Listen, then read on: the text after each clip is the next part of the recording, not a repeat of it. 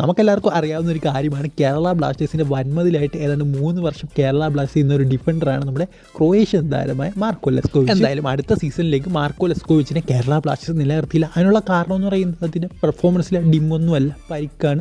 അദ്ദേഹം ഒരു injury porn താരമാണ്. സോ അദ്ദേഹത്തിൻ്റെ പരിക്ക് ടീമിനെ പലപ്പോഴായിട്ട് അലട്ടാറുണ്ട്, പ്രത്യേകിച്ചും ഡിഫൻസിനെ. അതുകൊണ്ടാണ് അദ്ദേഹത്തെ ഈ ഒരു സീസണിൽ നിന്ന് കേരള ബ്ലാസ്റ്റേഴ്സ് മാറ്റി നിർത്തിയത്. എന്തായാലും ഇപ്പോൾ അദ്ദേഹത്തിൻ്റെ രാജ്യമായ ക്രൊയേഷ്യയിൽ ഒരു ഫസ്റ്റ് ടയർ ക്ലബ്ബിന് വേണ്ടിയാണ് അദ്ദേഹം ഇപ്പോൾ കളിച്ചുകൊണ്ടിരിക്കുന്നത്. കുറച്ച് ദിവസം മുമ്പെയാണ് അദ്ദേഹം ആ ഒരു ക്ലബ്ബിന് വേണ്ടി സൈൻ ചെയ്തത്. അതുകൊണ്ട് തന്നെ ഇപ്പോഴത്തെ ഏറ്റവും വലിയ ചോദ്യം എന്ന് പറയുന്നത് മാർക്കോ ലെസ്കോവിച്ചിന് പകരം ആര് എന്നുള്ളതാണ്. എന്തായാലും അതിനൊരു ഉത്തരം ഇപ്പോൾ പുറത്തേക്ക് വന്നിട്ടുണ്ട്. അതായത് കേരള ബ്ലാസ്റ്റേഴ്സ് ഏതാണ്ട് 6 യൂറോപ്യൻ കൺട്രീസിൽ നിന്ന് താരങ്ങളെ ഷോർട്ട് ലിസ്റ്റ് ചെയ്തിട്ടുണ്ടെന്നാണ് നമുക്ക് മനസ്സിലാക്കാൻ സാധിക്കുന്നത് ഈ ഒരു സമയത്ത്. സോ വളരെ പെട്ടെന്ന് തന്നെ അവർ തിരഞ്ഞെടുത്തൊരു താരത്തെ എടുക്കുമെന്ന് ഇപ്പോൾ പറഞ്ഞു കേൾക്കുന്നുണ്ട്. സോ അതെന്തായാലും ഒരു യൂറോപ്യൻ താരമാണെന്ന് ഇപ്പോൾ പുറത്തേക്ക് വരുന്നുണ്ട്. സ്റ്റിൽ മിലോസ് ഡ്രിഞ്ചിച്ചിൻ്റെ കാര്യത്തിൽ ഇതുവരെ ഒരു തീരുമാനം എടുത്തിട്ടില്ല.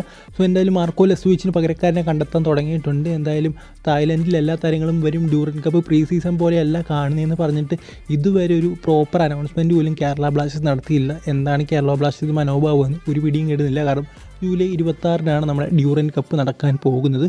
സോ ഈ ഒരു വീഡിയോ ഇത്രയൊന്നും ഇഷ്ടപ്പെടുന്നെങ്കിൽ തീർച്ചയായും ലൈക്ക് സബ്സ്ക്രൈബ് ചെയ്യുക. അടുത്ത വീഡിയോയിൽ കാണുന്നവരെ